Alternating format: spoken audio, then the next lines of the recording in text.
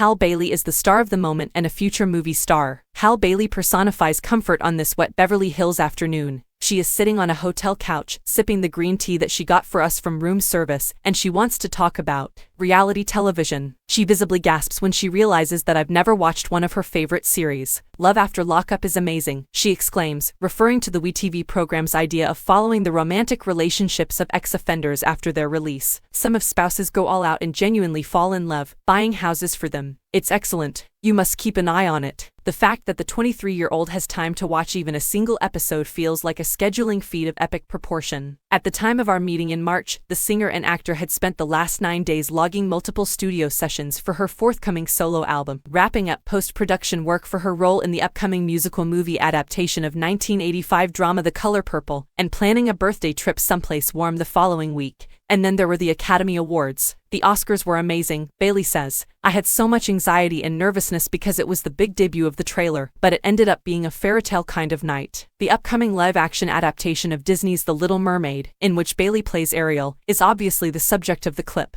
The release of one of the most anticipated films of the year has been a long time coming, as Bailey says. I turned 23 this year, but I went in for the film's audition when I was 18. According to her account, the trip started in 2019 when she received an email from her agency informing her that director Rob Marshall wanted her to try out for his version of the beloved 1989 animated film. Later, Bailey discovered Marshall had seen her performance at the Grammy Awards earlier that year and believed she'd make the ideal Disney princess. Bailey had initially thought she was going to be auditioning for one of the sisters or something like that. I was almost just paralyzed with fear, she says, adding that she leaned heavily on her sister Chloe to help her prepare. We'd run it and we'd run it and we'd run it, over and over, she says of her audition tape, which included 2 scenes and a performance of the seminal song Part of Your World. A trip to New York to meet Marshall and producer John DeLuca followed. Then came a series of callbacks followed by the all-important screen test that included a mock costume and a fake set. Then the waiting began. I didn't hear anything for a while, a few months, actually, she claims. Okay, then, I guess I didn't grasp it, I thought. I totally forgot about it. Then, in July 2021, a call from an odd number arrived, which Bailey claimed she had previously seen come up a few times but disregarded.